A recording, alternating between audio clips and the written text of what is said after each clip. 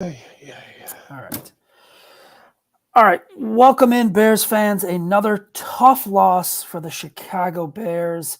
We're here on the Bear Report podcast. I'm one of your hosts, Zach Pearson, the publisher of the Bear Report. I'm here with writer, draft guy, film guy, also co host of the Picks for Polls podcast, Andrew Freeman. And Andrew, man, that one hurt. I know a lot of us are kind of focusing in on the the draft aspect of this whole thing and like the draft picks. Sometimes you wanted to see them win, and I kind of feel like this was a game they really should have won, especially against a really good Detroit Lions team. And then, bam, all downhill. Yeah, I mean it's brutal, man. And like you said, as a draft guy here, like my mindset has already shifted towards the 2024 offseason and whatnot. So I really went into today with low expectations, even with Fields coming back. You know, you're playing against the division leading Lions who have been playing some really good football this season, obviously. And for them to have really dominate this game for the first 3.5 quarters and really outplay the Lions before just giving it away. I mean, it's a classic Bears game under this regime, right? Where you'll see some flashes of solid play. Like Justin Fields comes back and he has one of the better games of his career, in my opinion, up until the last drive, obviously, which we'll probably get into, I'm sure. And then just for this conservative coaching staff, this conservative defense that can't get off the field on third downs and can't get after the quarterback.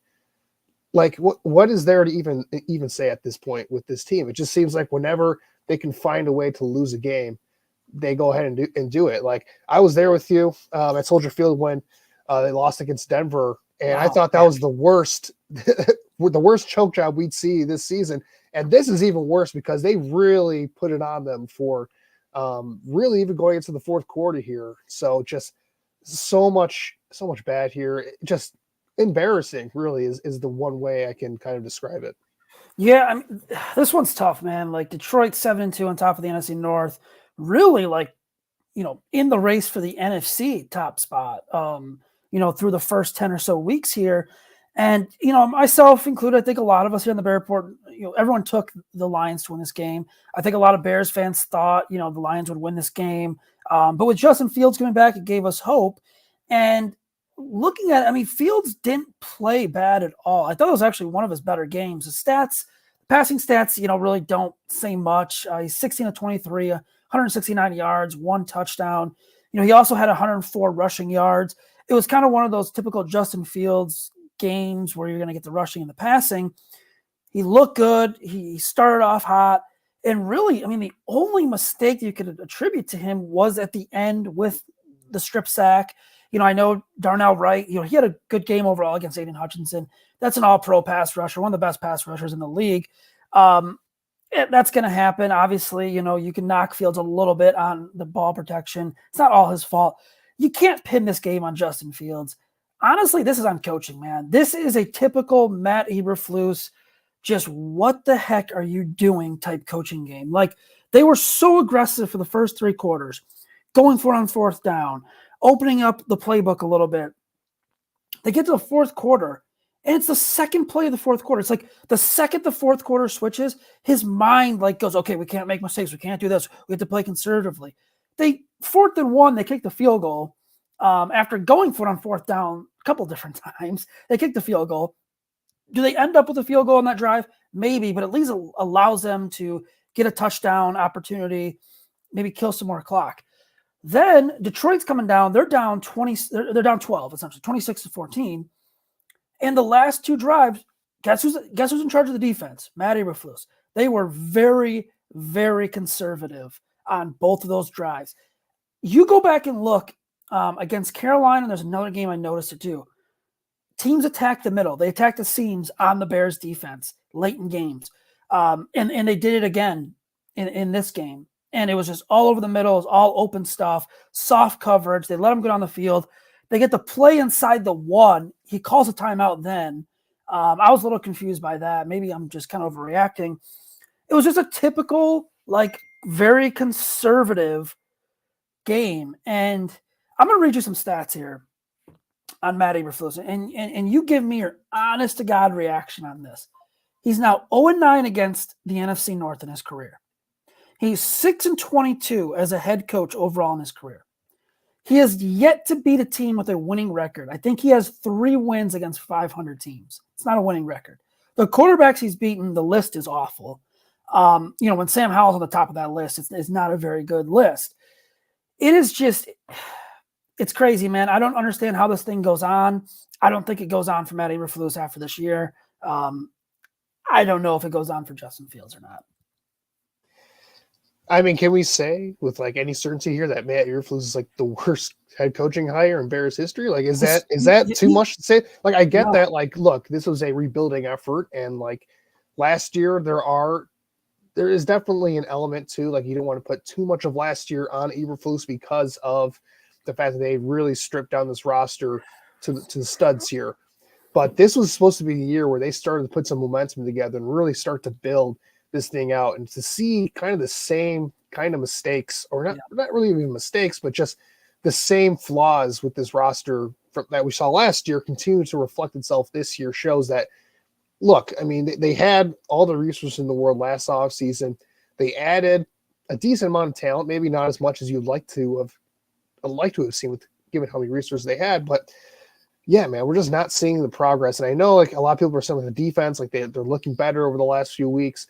You know, they've seemed to been able to, they're a great run defense, right? They get off the field with that, and they're doing a little bit of a better job at pressuring quarterbacks. And it's like, you look at the key sequences in this game on defense. You look at the 2-minute drive at the end of the first half with the Lions, where they just went right down the field after struggling the entire first half. And it was just really easy for them to just pitch the ball underneath. And like you said, like they're targeting those linebackers, man, like TJ Edwards, Tremaine Edmonds, especially, like they're throwing it at these guys. They are not afraid of them whatsoever in the middle of the field.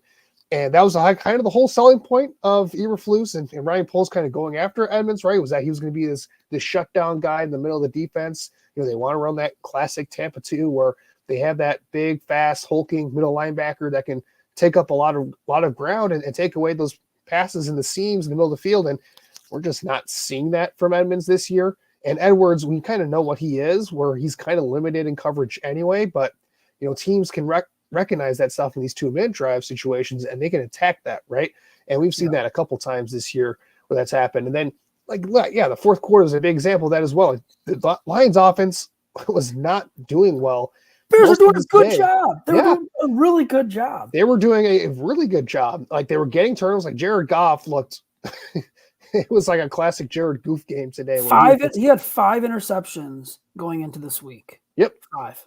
Yeah, but he had like some type of streak where he's like the longest, whatever, without an interception or something like that. I didn't know the exact stat off the top of my head, but that was the whole talk of him going into this game, was that he was doing a great job of executing Ben Johnson's offense and taking care of the ball. And he's just throwing the ball as the Bears defenders left and right today. And it's like, oh my gosh, you're getting one of these performances from Jared Goff, and you still can't take advantage late in the game.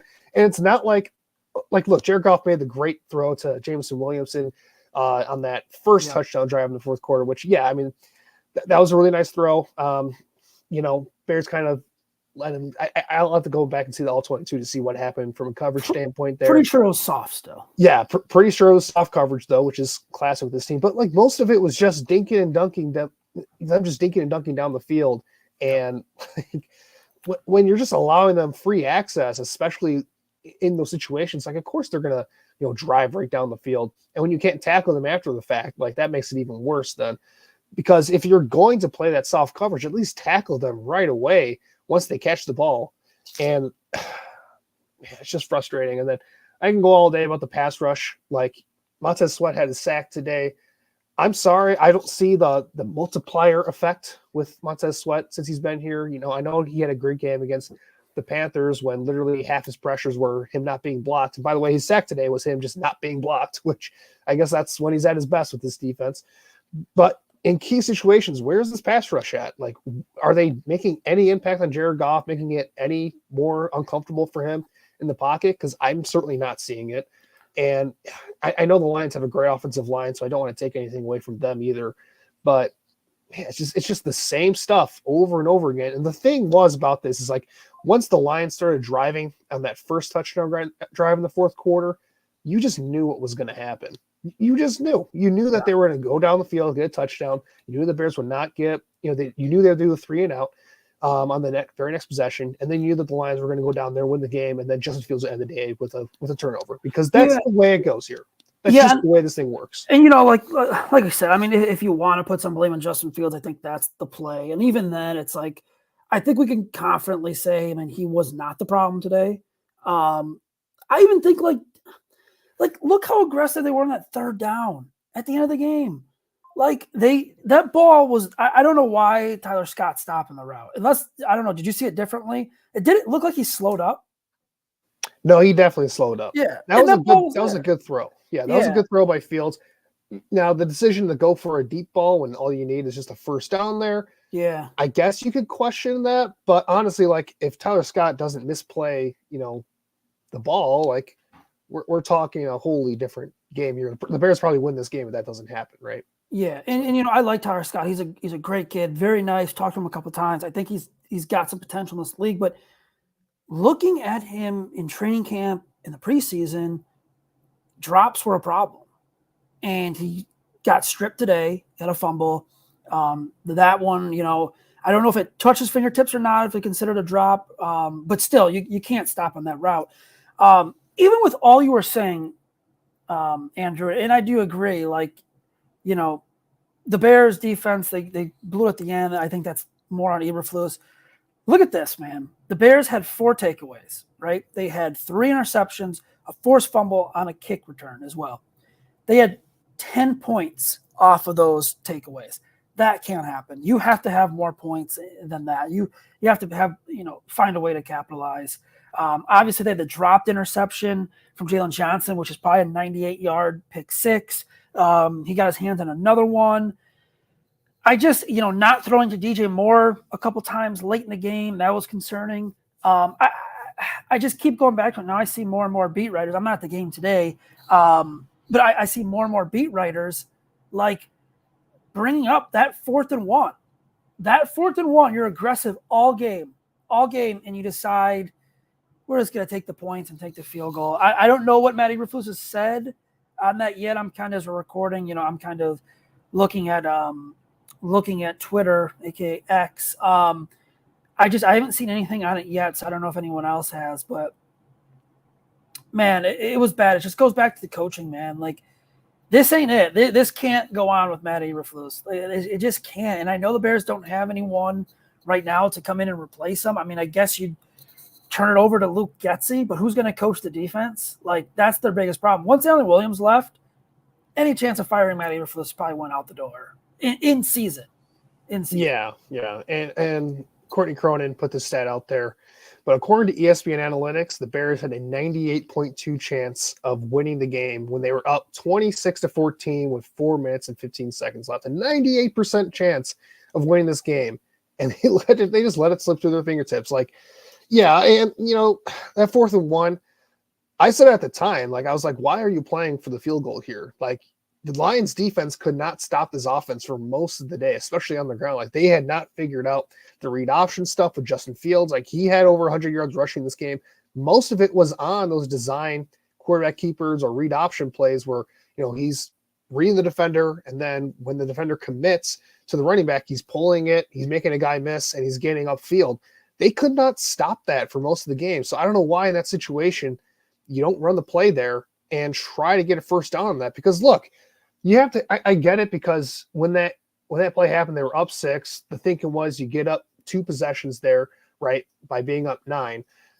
But here's the thing: like, you're in the 3rd quarter at this point. There is plenty of time left in that game. Let's say, like, this didn't end up happening. Well, let's say the Lions end up going down and scoring a touchdown on that very next possession and then get a stop. Like, then all they need there is a field goal to go down there and win the game against you, right? So your goal should be, look, we have a 4th and 1. They haven't been stopping us. Let's try to get a touchdown here in this possession if we can. And if we can't get a touchdown, at least we can burn off some more clock if we have to settle for a field goal in that situation, right? So for them to just play for the field goal, and then they did it a couple times, like, they got down there later again in the game, and they had a 3rd down play call where they just called a run play to Roshan Johnson, I think it was. That was another situation where they're playing very conservative and playing for the field goal, which put them up from 2 possessions to being up 2 possessions. Like that one made no sense whatsoever. I guess you could say that like they brought it from being a 2 possession with the Lions needing a field goal to 2 possession needing a touchdown. Like whatever. Like here's the story. The moral of the story is like, look, Matt Eberflus, you have to have some level of self-awareness here and know that your defense, like, it still isn't very good. And you know that this Lions offense, even with Jared Goff seemingly giving you the game for 3 quarters, basically, you know that they're going to find a way to score points eventually. They're one of the top 5 or so offenses in the National Football League.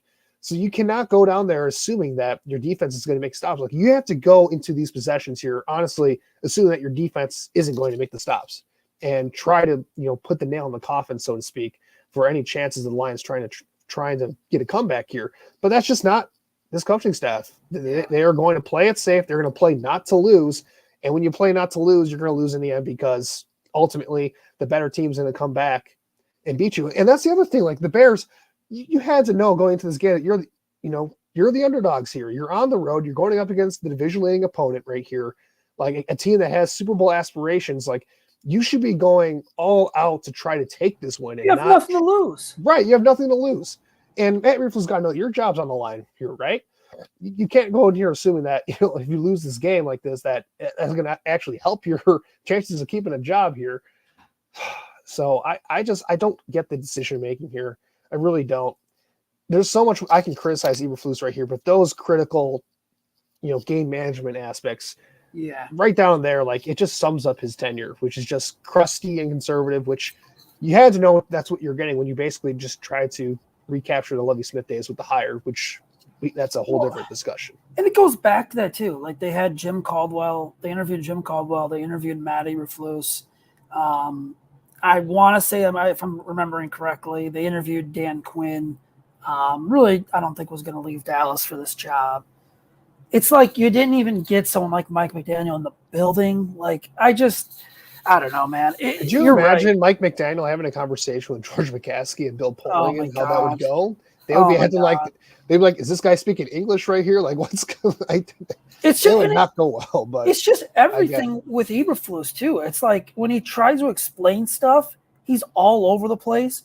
When they actually win games, it's like a deflating locker room speech. Like the guys are all fired up, and he's right, and then we got this right, and then we got that right, and then we got this. I'm like, what are we doing here?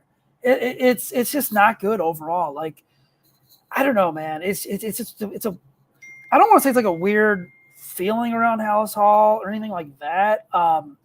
It's not deflated. It's just a weird vibe. It's just weird. I don't know.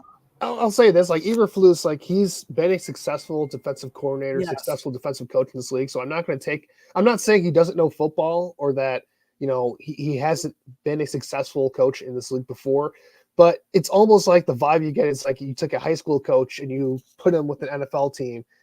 Like you go back to like the hit stuff. Like once he made that like clear in his first press conference right away, it's like, oh, like what's going on here? Like, why are we like talking about acronyms? Like that's quintessential like high school stuff right there to be focusing so much on that type of stuff.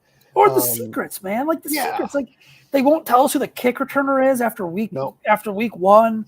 They don't want to speak on injuries. This guy's day to day. This guy's week to week. This guy's Justin month to Fields month. is doubtful, but we'll see how he progress. Like 51% chance to play, 51% chance not to play. Like that's not doubtful. That's not even questionable. Right. Questionable is 50-50. Man, it feels, I don't know, man. It feels over. Like I know Adam Johns had the report that like his bold prediction, and then he was on the radio saying that he doesn't think he was supposed to be fired. If this, unless they win out and do it convincingly, I think it's over. I think it's complete toast. You cannot run this back. I think it's over for it all. I think everyone's gone. I think it's all a reset except for Ryan Poles. I think he'll get his chance to pick a quarterback. Because, that's another topic. But, I would say I think Justin Fields has a better chance to stay than Matt Eberflus. And I don't even think it's Justin Fields' fault right now that I think he's just gone. I think they're just ready to move on. I think they're ready to move on. they're ready to just have a clean slate, pair up a head coach with him, and reset this thing. And I just don't think Ryan Poles, if he's here, I don't think he's going to pass up on a quarterback with a top 2 pick, even if it's number 2. If somehow the New York Giants, who won today, if somehow they get up there and they go up and take Caleb Williams, you're not passing on Drake May, and vice versa. If they take Drake May, you're not passing on Caleb Williams. And yep. I do think Marvin Harrison's a hell of a player. I think he would fit in well here. I think he'd be a star wide receiver. This is a good draft for wide receivers too. Like it's not like you're not going to find another wide receiver. You might not find, quote unquote generational, but this cycle just can't keep going, man. It's unfortunate. I mean, theoretically, they might be in a situation where they could get a quarterback and Marvin Harrison. That's ideal. 1-3. We'll still see how it plays out, but yeah, if they have 1-3, even like 1-4, maybe if it's what really are they? With Fashanu. So they're at 1-4 right now. Yeah, because did New England play today? They haven't played. They played on third. Did they play? No, they're off this week. They're off this week. Yeah, because the Giants won today, so that actually helps quite a bit with the Bears. So the Giants are now 5th. Arizona won, but let's see. Yeah, Carolina's 1-9, and I think Arizona's probably going to win another game. Like probably against the Bears. Yeah, they got that Christmas Eve game against the Bears. They're probably going to win another game. I mean, I have to look at the score, but I was checking. They only lost 16-21. I think they actually had the ball late too. They're going to be much more competitive with Kyler in the lineup now. And we'll see how that goes there. But they are definitely going to be more competitive down the stretch here. I can see them winning 1, maybe 2 games here down the stretch, which definitely helps the Bears out. Like going back to the coaching discussion, like you cannot be I'll just say this, like on Eberflus, like you cannot have any self-respect as an organization and keep Matt Eberflus next year. Like if you want to do the McCaskey thing and give him the rest of the season, whatever, that's McCaskey. That's what's going to happen. Yeah. We get that's how this organization works, but you cannot keep him another year. It's not working. There's just way too many mistakes and just not enough progress with anything that's going on here. Like it's just so much bad. And there's a lot of factors in it as well. Like the McCaskies, they just don't fire head coaches in season. However, Kevin Warren's here, and I think it was Albert Breer that wrote this week. He could put his hand into it and say, look, we got to make some changes. This is what's got to be done right now.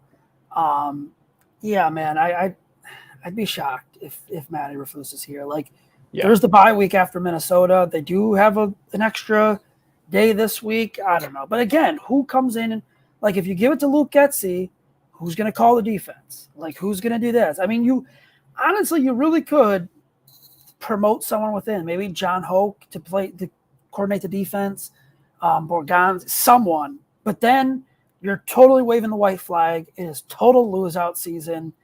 You might as well lose every single game. You're showing the players it's over.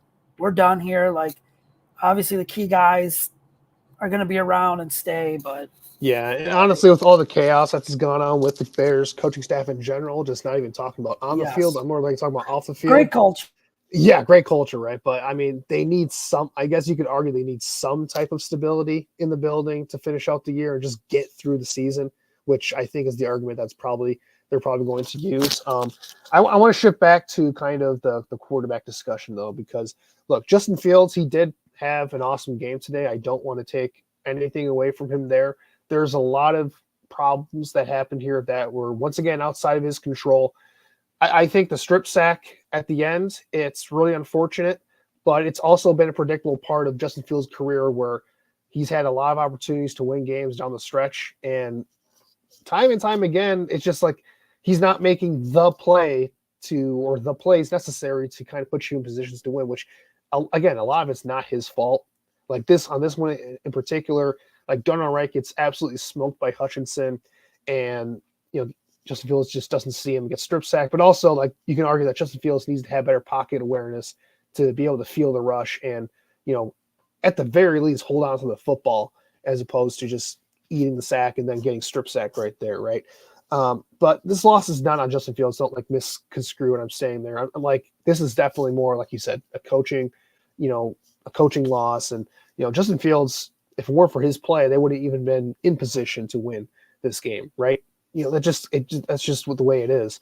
But it's another nail in the coffin, I think, of just Justin Fields. I just don't think it's going to work here, unfortunately. And you had that report from Rap, I think, earlier today talking about how, like, the Bears would need to be blown away by, a rookie quarterback coming out in order to take a guy with the top, first overall pick or second overall pick. And it's like, well, I'm sorry to tell you, fellas, if you're taking that as a pro Justin Fields tweet, or a pro Justin Fields report there, you haven't really, you don't know how the game is played in terms of what these teams do in terms of putting the narrative out there.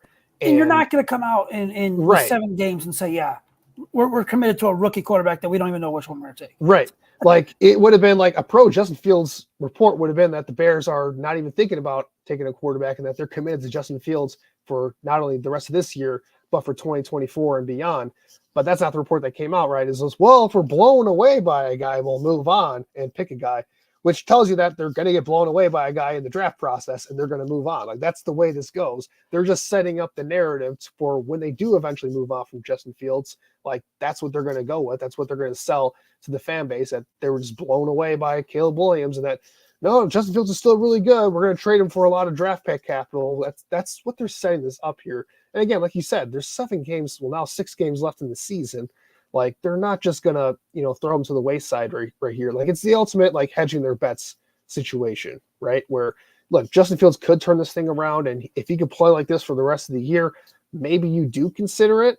But we've seen just so much at this point to where you're going to be going into the year 4. Like, it's over, guys. Like, I hate to say it, because Justin Fields, he was a guy that we were all high on coming out of college. He's a guy that's very likable whenever you get to have a chance to talk with him in the building. And he's had some flashes of really good play. Like, he was really good today. Like, I don't want to take anything away from him, but it's just a situation where he was drafted into a bad spot. He was put in an even worse bad spot last year. And this is supposed to be the year where he was supposed to put it all together. And for a variety of reasons, just hasn't happened, hasn't resulted in wins for this football team, hasn't resulted in consistent success or consistent performances from him. And when you have a chance to draft a Caleb Williams or a Drake May, like, unfortunately, it's the business of the NFL is that you kind of got to reset that clock, especially if we're talking about they're going to be moving on to another coaching staff probably at the end of this year. At least you would hope they would. And ultimately, that's where this conversation ends, really. Yeah, no, I agree, man. Yeah, I mean, I guess to sum it all up, tough one. I really thought they were going to get that win, man. I thought it was going to be one of those kind of like emotional, like fired up wins. Like, wow, they might have something here at the end. Yeah, I don't know. They got to go into a tough place to play next week, Minnesota. 3 games left in the division, 3 more chances. Yeah, 3 more chances to get a win. And, I mean, like we talked about earlier, like, today was, for the most part, a good day in terms of if you want, high draft capital, stuff like that. You got the Giants winning, Carolina lost. Like, watching Green Bay at the end, though, that sucked, man. Like, Jordan Love goes 322, 2 touchdowns, hits a couple big throws. In that game, the Chargers literally dropped the game-winning score. Quentin Johnson, man, that guy he's going to be a legend. Man, for all the wrong reasons. I know that was bad. That sucked. Every Chargers game is the same. Every single one. Every single one. Like, Green Bay. I mean, they're not. Let's be real. I know Packers fans know it too, or most of them know it. Like, they're not going anywhere this year. They played themselves out of the quarterback conversation. Yep, they're going to buy into one more year of Love and see if it works out. Which, I'll say this. I'll give him credit. He played better today. I don't think he was terrible last week in that loss at all. I don't think he was very good. But yeah, I mean, he played better. He's played a little better. I don't think he's the guy either. So we'll have to see. But anything else you want to add, Andrew, before we wrap things up here? Yeah, I mean, a couple stats that really sum up this game. The Lions, their third down efficiency today, 8 of 11. So it goes down the show. Like, when you get to those key situations, this defense, like time after time, they just can't make the critical plays. Like, the Bears, they had over 20 minutes time of possession compared to the Lions, so they controlled the ball the entire game. They had nearly just as many yards. It was pretty even in terms of total yards. And it just comes down to like execution at the end, like those key decisions for the coaching staff at the end of the games. Like, can you generate a pass rush on third downs and in 2-minute situations where they're going to have to pass the ball, right? And just for the last, I don't know how many games it's been for this Eberflus regime. Like 32 games now at this point, something like that. 30 games. I don't even know. They're not 30 actually. 28. Oh man, it's tough to keep track at this rate. Yeah. But for how far we are into this, like this could have been a really nice win for this team. It really could have been a nice game where maybe they set the tone for the rest of the season and they end strong this year. And maybe, they do run it back at the end of this year and they try to build off of what they put on tape the last stretch of the season with Justin Fields back healthy. But now all that goes out the window. We're back to square one. And it's really unfortunate because I know a lot of the guys in the locker room probably don't deserve it. They're working hard. They're playing their butts off out there, and it sucks for them. But at the end of the day, like, to me, it's almost like the ultimate tank win for this team because this team needs a reset. They need to go into a different direction, whether it's at head coach, whether it's at quarterback, whether even you can even argue up at the GM level. Like, who knows what the Ryan Poles situation is going to be at the end of the year. But this is one of those losses where you can't come back from this, right? Yeah. You cannot come back. Like, this seals the deal. You have to move on from this current iteration of this team. You have to get a new coaching staff in here. And hopefully the next head coach was the offensive coordinator on the other sideline this week, Ben Johnson, who, by the way, like, for as much as the Bears defense got the best of him for the first 3 quarters, he put together one heck of a game plan for the last, those last 2 drives. He really put it all together. And man, it would be awesome for him to be the head coach next year, but that's a conversation for a different day. Overall, just another brutal loss in what has been a pretty brutal season this year. Yeah. Before we go, I got one more stat for you. I don't know if you saw this. This came across from the Waddle and Sylvie show, Sylvie from the Waddle and Sylvie show. From Doug Coletti, since 1932, no NFL team with a +3 turnover margin and 40-minute time of possession had ever lost a game. Teams were 48-0 until the Bears did it today. It's a historic loss. Man, at least they made history. Yeah. They'll go down the history books. There you go. That's true. Andrew, where can everyone follow you on Twitter at?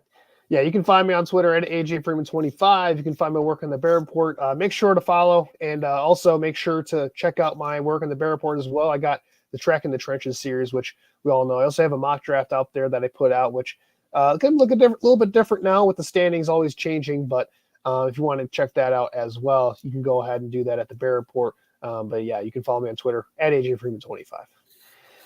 Yeah, you can follow Bear Report on Twitter at just Bear Report. You can follow me on Twitter at Zach_Pearson. I'm just checking my fantasy scores, and it's just an absolute nightmare right now. So, hey, I'm having a good week, so I can't complain there. Yeah, I'm having just a terrible.